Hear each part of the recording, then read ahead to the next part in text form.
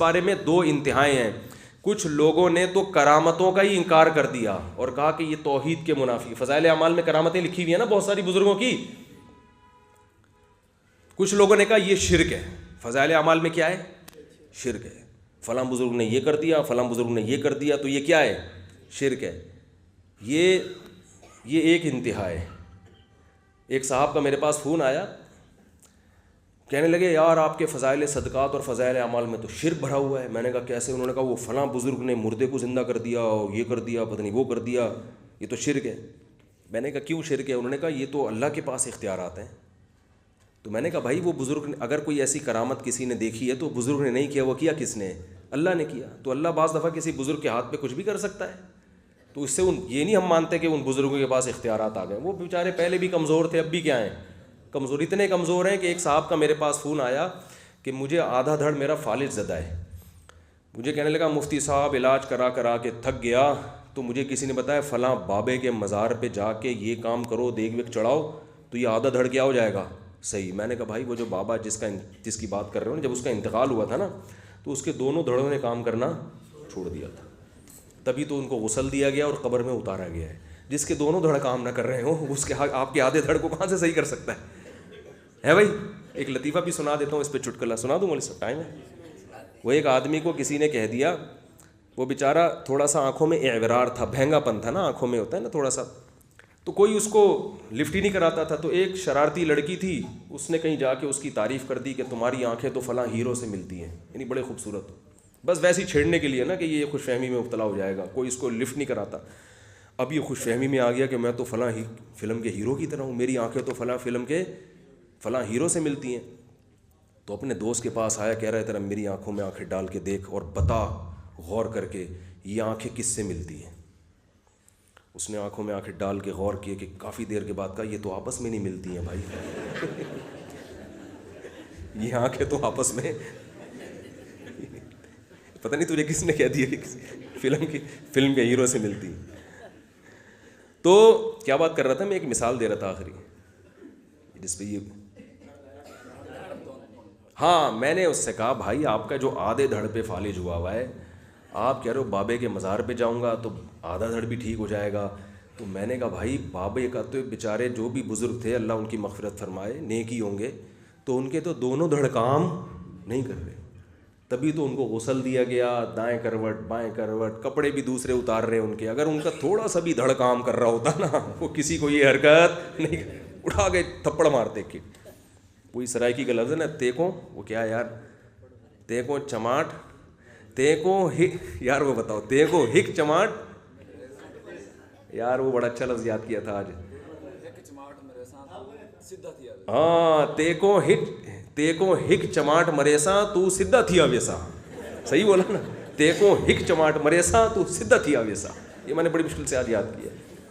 وہ مجھے نہیں پتا تھا شروع میں اس کا مطلب کیا ہے. تو ہمارے وہ یہ بھائی آئے میرے سامنے, میں نے کہا تیکوں ہک چماٹ مریسا تو سدھا تھیا ویسا. کہتے ہیں کیا ہو گیا مولوی صاحب, میں نے کیا بگاڑا؟ پھر میں نے ان سے ٹرانسلیشن پوچھی تو انہوں نے بتایا بھائی اس کا مطلب ہے ایک تھپڑ لگے گا تو سیٹ ہو جائے گا. تو وہ آپ کو کہا نہیں تھا, وہ تو میں ویسے ہی ٹریننگ کر رہا تھا. تو وہ بزرگ جن کے دوڑو دھڑ کام نہیں کر رہے, اگر تھوڑا سا بھی دھڑ کام کر رہا ہوتا اور کوئی ان کو ان کی پرمیشن کے بغیر غسل دینے کی کوشش کرتا, تو وہ کیا کہتے ہیں بھاولپور میں, تیکوں ہک چماٹ مریسا تو سدھا تھیا ویسا. ایک تھپڑ لگاؤں انسان کا بچہ بن جائے گا. تو میں نے ان سے کہا بھائی ان کے تو دوڑو دھڑ کام نہیں کر رہے, تمہارا آدھا دھڑ کیسے صحیح کریں گے؟ تو فضائل اعمال میں جو کرامتیں ہیں وہ کرامت ہے, اس کا مطلب ان بزرگ کی طرف نسبت مجازن ہوتی ہے کہ ان بزرگ نے کر دیا, مجازی نسبت ہوتی ہے. جیسے ہم جبریل نے حضرت مریم کو اولاد دے دی نہیں دی اللہ نے, مجازن, کیونکہ ذریعہ بنے ہیں نا, تو ان کی طرف نسبت کر دی. تو کہنے لگا یہ کیا, اس کی کوئی مثال؟ میں نے کہا قرآن میں اگر یہ شرک ہے تو پھر میں نے کہا پھر تو معاذ اللہ قرآن میں بھی شرک بھرا ہوا ہے. قرآن میں آتا ہے کہ سلیمان علیہ السلام اپنے دربار میں بیٹھے ہوئے اپنے محل میں, اور ملکہ سبا کے بارے میں رپورٹ مل گئی, ہدہد نے آگے بتا دیا کہ وہ چل پڑی ہے, آ رہی ہے, انسان بن کے کیا ہو رہی ہے, وہ آ رہی ہے. تو حضرت سلیمان علیہ السلام نے فرمایا ایکم یاتینی بعرشھا قبل ان یاتونی مسلمین, اے میرے درباریو تم میں کون ہے جو سینکڑوں کلومیٹر دور جا کے اس کا تخت, میری درخواست, میری یعنی فوراً سے پہلے اس کے یہاں پہنچنے سے پہلے اس کا تخت کون اٹھا کے لا سکتا ہے؟ حالانکہ کوئی جہاز بھی نہیں تھے اس وقت, ہوائیں مسخر تھیں سلیمان علیہ السلام کے لیے, یہ پیشکش عام پبلک کے لیے نہیں تھی. تو کون ہے جا کے لے آئے گا؟ قال عفریت من الجن انا آتیک بہ قبل ان تقوم من مقامک. ایک بہت بڑے جن نے بولا کہ اے سلیمان, آپ کہتے ہو ملکہ کے یہاں پہنچنے, یہ تو بہت دیر ہو جائے گی, آپ کی مجلس برخاست ہونے سے پہلے میں لے آؤں گا جن. جن تو کر سکتا ہے نا, وہ تو اتنی دور ہوا میں اڑتا ہوا جائے گا, اٹھا کے لے آئے گا. عامل لوگ خوش ہو جائیں گے, بولیں گے اس سے پتہ چلتا ہے جنات بڑے کام کر سکتے ہیں. ایک عامل نے مجھے کہا قرآن میں آتا ہے جن نے کہا میں یہ تخت اٹھا کے لے آؤں گا, تو اس کا مطلب ہم بھی یہ کر سکتے ہیں جنات کے ذریعے. میں نے کہا جن یہ کام کر سکتا ہے سلیمان علیہ السلام کے کہنے پہ, قرآن سے یہ ثابت ہوتا ہے. تیرے کہنے پہ کر سکتا ہے یہ ثابت, تو دین کا کیا لگتا ہے جو تیرے کہنے پہ تخت یہاں سے وہاں اٹھا کے لے آئے گا؟ جتنے عامل ہیں نا بھاولپور میں, جو جن چڑیل بھوت اور یہ سنگ دل محبوب قدموں میں, ان سے بول تو یہاں کسی پٹھان ہوٹل سے بغیر پیسوں کے ایک پراٹھا اٹھوا کے لے آ. میں کیونکہ پٹھان ہوٹل کے پراٹھے بڑے شوق سے کھاتا ہوں ناشتے میں, ہمارے پٹھان بھائی ہیں, بڑی دوستی ان سے, عزت کرتے ہیں. تو وہ اور ان جیسا پراٹھا کوئی بناتا نہیں ہے, مسئلہ یہ ہے سارا. تو اس لیے میں مثال اسی کی دیتا ہوں. میں کہتا ہوں بھائی ہم تو جب بھی جاتے ہیں پیسے دے کے, ہاں وہ عزت محبت میں نہ لے ایک الگ بات ہے, لیکن چپکے سے اٹھا کے لانے میں ہمارے اندر اتنی عزت ہمیں دیتے ہیں, پھر بھی ہم چپکے سے نہیں اٹھا سکتے. تو میں نے کہا کہ یہ جو کہتا ہے نا عامل کے سنگ دل محبوب آپ کے قدموں میں لے آؤں گا, اس سے کیا یہ پہلے ایک ریہرسل کے طور پر محبوب صحیح جگہ پہ پہنچے, صحیح قدموں میں پہنچے, ایسا نہ ہو محبوب کی بجائے کچھ اور نہ اٹھا کے لے آئے. تو پہلے مجھے یہ ثبوت پیش کرنے کے لیے کہ تیرے پاس یہ رائٹ ہے کہ تو جنات کے ذریعے, وہ کہتے ہیں ہم مشرک نہیں ہیں, ہم تو جنات سے کام لیتے ہیں. جیسے سلیمان علیہ السلام نے جن سے کہا نا, وہ جن نے کہا میں تخت اٹھا کے لے آؤں گا. تو یہ کہتے ہیں جب جن تخت وہاں سے وہاں اٹھا کے لا سکتا ہے تو سنگ دل محبوب کو قدموں میں کھینچ کے کیوں نہیں لا سکتا؟ حالانکہ سنگ دل وہ ملکہ سبا تو اتنا دور رہتی تھی, اور سنگ دل محبوب آپ کی گلی کے نکڑ پہ رہتا ہے. صحیح ہے نا, وہ تو پچھلے محلے کی گندی گلی سے تھوڑا سا گولے گھنٹے کی دکان آئے گی, تھوڑا سا مڑو گے تو ایک گول گپے والا کھڑا ہوگا, اس کے پچھواڑے پہ اس کا گھر ہوگا. قریب ہی ہے, کوئی سینکڑوں کلومیٹر دور ہے ہی نہیں. تو وہ کیوں نہیں 2 منٹ میں لا سکتا؟ تو بھائی اس کو بولو کہ پراٹھا ہوٹل سے اٹھا کے لیا, پیسے دیے بغیر, یہ جن سے کروا. جن یہ کام بولو نہیں کرے گا, اس لیے نہیں کہ جن میں طاقت نہیں ہے, جن ان عاملوں کو لفٹ نہیں کراتے. وہ تو لگتا کیا ہے اس جن کا جو تیرے لیے یہ کام کرے گا؟ وہ سلیمان علیہ السلام کے تو اختیار میں اللہ نے جنات کو دے دیا تھا, کیونکہ سلیمان علیہ السلام نے کہا تھا کہ ایسی حکومت چاہیے جو میرے بعد کسی کو نہ ملے. تو اللہ نے کہا ایسی حکومت تو پھر یہی ہو سکتی ہے کہ جنات بھی آپ کے فرما بردار بنا دوں میں. تو اس لیے جن تو کر سکتے ہیں مگر ان عاملوں کے مشورے پر نہیں کرتے, اس لیے ان عاملوں کو لفٹ کرانے کی ضرورت نہیں ہے. تو سوال پیدا پھر ڈائریکٹ جنات کو لفٹ کراؤ, وہ بھی کرانے کی ضرورت نہیں ہے, اس لیے کہ جن آپ کی باتوں میں نہیں آئیں گے. وہ جن کے بچے ہیں, وہ ٹھیک ہے نا, وہ انسان نہیں, وہ آپ کی کیوں مانے گا وہ.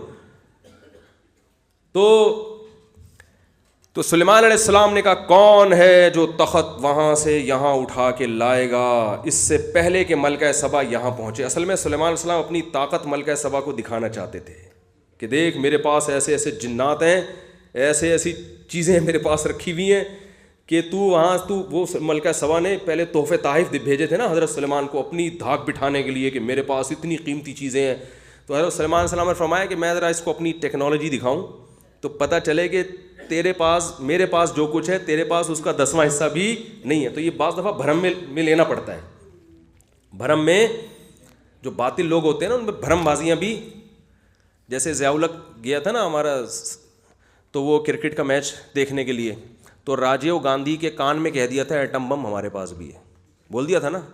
ایٹمی دھماکہ تو بہت بعد میں ہوا ہے نا. ارے انڈیا کی فوجیں جنگی مشقیں, ہمیں یاد ہے ہم بہت چھوٹے تھے اس وقت, انڈیا کی فوجیں جنگی مشقیں کر رہی تھیں بارڈر پہ, بالکل اس بات کا خطرہ تھا کہ انڈیا اٹیک کر دے گا. تو میچ ہو رہا تھا انڈیا میں, تو ضیاء الحق جو ہے نا میچ دیکھنے چلے گئے یہاں سے. اس پہ لوگوں کو بڑا اعتراض ہوا, chief of army staff cricket کھیلنے جا رہا ہے یار, یہ کون سا طریقہ ہے یار, پاکستان کا صدر ہے, چیف آف آرمی اسٹاف ہے.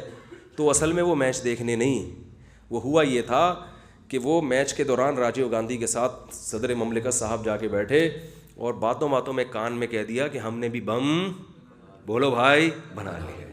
تو جیسے یہ ارشاد فرمایا فوراً فوجیں پیچھے ہٹ گئی. وہ جنگ کا خطرہ کیا ہو گیا. تو یہ بھرم دنیا میں ہر جگہ چل رہا ہوتا ہے. اگر ایسے فون کر کے یہ لیٹر لکھو, وہ بھرم میں نہیں آتے. جیسے وہ پائلٹ کا ہوا نا, تمیز سے اتارا چائے وہ پلا کے, تولیہ اولیہ نہلا دھلا کے چلو شاباش. تو اس کی الگ یہ مزہ ہوتا ہے. میں زیادہ نہیں چھیڑوں گا, وہ پائلٹ بھی بیان سنتے ہیں, ابھی نندن کی بات کر رہا ہوں تو وہ بھی بیان سنتے ہیں, وہ کہتے ہیں بس کرو یار بہت ہو گئی. تو یہ بھی بھرم ہوتے ہیں نا, جہاز اڑ رہا ہے, ہمارے پائلٹ اڑا اور نیچے اتارا, چائے وائے پلائی, ٹھنڈا ونڈا, اور کوئی کولڈ ڈرنک کی ضرورت نہیں, چائے ٹھنڈا گرم ہونے کا بھی گرم چلے گا, یہ رو بھی گرم پیو, تولیے ولیے بھی رکھا ہوا تھا, پلا پلو کے. جی اس کے بھی کیا ہوتے ہیں, بھرم ہوتے ہیں, یہ بھرم. تو خیر سلیمان علیہ السلام نے کہا کہ ذرا یہ بھرم میں آ جائے ملکہ سبا, یہ بڑی اپنی فخر کر رہی تھی میرے پاس یہ ہے, میں اتنی مالدار اور ویسی حکومت. سلیمان علیہ السلام نے کہا اس کے یہاں پہنچنے سے پہلے اس کا جو عالی شان اربوں کھربوں روپے کا تخت ہے وہ کون ہے یہاں اٹھا کے لے آئے, تاکہ وہ دیکھتے ہی کس میں آ جائے, بھرم میں آ جائے. تو جن نے کہا کہ آپ کی مجلس ختم, آپ کہہ رہے ہو کہ یہاں پہنچنے, یہ تو بہت لیٹ. وہ جن اپنے بھرم دے رہے ہیں, ٹھیک ہے نا, جن کیا کر رہا ہے, اپنے بھرم ڈال رہا ہے, کہ آپ کہہ رہے ہو کہ ملکہ سبا جو 1 مہینے میں یہاں پہنچے گی, اس 1 مہینے سے پہلے تخت, یہ تو بہت آپ نے ایسی بات کر دی ہے جو سلیمان علیہ السلام آپ اللہ کے پیغمبر اور بادشاہ ہیں بس, ٹھیک ہے نا, آپ کا ادب کرتا ہوں میں, یہ تو بہت آپ نے ایسی بات کر دی ہے. مجلس برخاست ہونے سے پہلے تخت یہاں پر موجود ہوگا. اب چونکہ بھرم چل رہے ہیں, ٹھیک ہے, تو وہاں ایک بزرگ بیٹھے ہوئے تھے جو جن نہیں تھے, کیونکہ قرآن کہتے ہیں قال الذی عندہ علم من الکتاب, اس شخص نے کہا جس کے پاس کتاب کا علم تھا. کتاب سے مراد ہے زبور جو داؤد علیہ السلام پہ نازل ہوئی, یعنی عالم تھے, بزرگ تھے. انہوں نے کہا کہ یہ کہہ رہا ہے کہ مجلس ختم ہونے کے بعد میں تخت لے کر آؤں گا, بہت لیٹ. یہ میرا اپنا اسٹائل ہے, ٹھیک ہے نا, بہت تاخیر ہو جائے گی حضرت, بھرم اس کو نہیں کہتے. انا آتی کا بھی, میں تخت لے کر آؤں گا, قبل ان یرتد الیک طرفک, آپ کی پلک جھپکنے سے پہلے. یہ کہا اور تخت موجود ہے. نہیں آ رہی بات. اب یہ واقعہ اگر قرآن میں نہ ہوتا, صرف فضائل اعمال میں ہوتا, تو فضائل اعمال پہ کیا فتویٰ لگتا, شرک. اس لیے کہ آپ کو شرک کی ڈیفینیشن معلوم نہیں ہے, آپ نے بس ایک توحید کا لفظ یاد کر لیا اور جہاں اڑاؤ جس پہ چاہو شرک کا ٹپا لگا دو. ہاں کیا ہو رہا ہے اب وہ میں بتاتا ہوں. اصل میں یہ بزرگ کی کرامت تھی, سمجھ رہے ہو, ان کو اللہ کی طرف سے الہام ہو گیا کہ آج اللہ آپ کے ہاتھ پر ایسی کرامت ظاہر کرے گا, ایسی کرامت کہ آپ اشارہ کرو گے اور سیکنڈ سے بھی پہلے تخت حاضر ہوگا. اشارہ کریں, انہوں نے کیا اور تخت حاضر.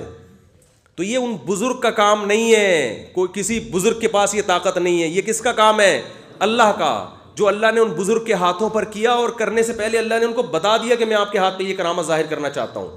اس سے ایک اور اشکال کا جواب ہو گیا جو فضائل اعمال پہ کرتے ہیں. لوگ کہتے ہیں کہ صحابہ کے ہاتھ پر تو یہ کرامت ظاہر نہیں ہوئی, فضائل اعمال کے بزرگوں کے ہاتھ پہ کرامت ہو گئی, تو کیا وہ صحابہ سے بھی بڑے ہو گئے؟ بھائی کرامت ظاہر ہونے سے کسی کا مقام دوسرے سے بڑا نہیں ہوتا.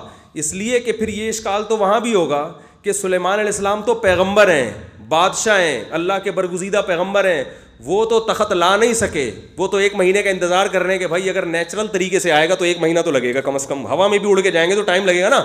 کوئی اخپل طریقے سے کوئی لے کر آئے, کوئی کس طریقے سے لے کر آئے, اخپل طریقے. پشتو کوئی پٹھان بھائی بیٹھے ہوئے, اخپل کا لفظ نہیں, مزہ نہیں آئے گا.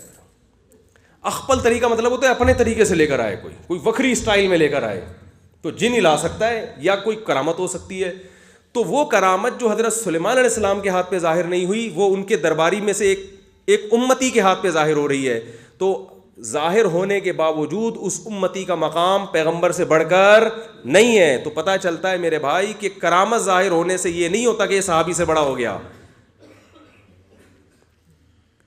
کسی کے مقام کے بلند اور چھوٹے ہونے کا تعلق عمل سے ہے, کرامت سے نہیں ہے.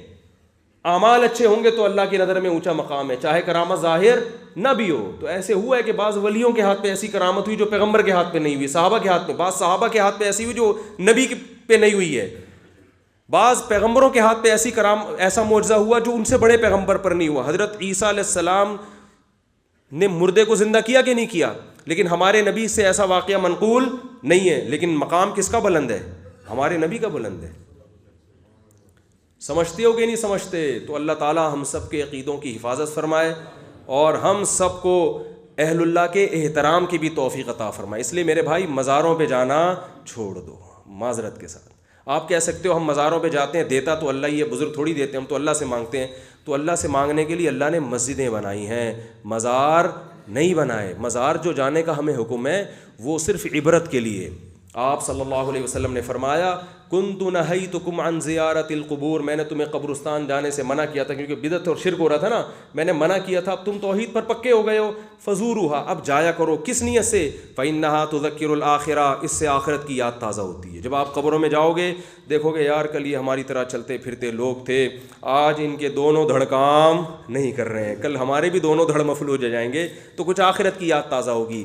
دعا مانگنے کی جگہ، دعا مانگنے کے لیے قبرستان نہیں ہے، دعا مانگنے کے لیے کیا ہے؟ مسجدیں۔ وَأَنَّ الْمَسَاجِدَ لِلَّهِ، سجدہ گاہیں مسجدیں اللہ کے لیے ہے۔ فَلَا تَدْعُوا مَعَ اللَّهِ أَحَدًا، یہاں اللہ کے ساتھ کسی کو مت پکارا کرو۔ سمجھ رہے ہو کہ نہیں سمجھ رہے؟ اللہ تعالی ہمیں سمجھنے کی، عمل کرنے کی توفیق عطا فرمائے۔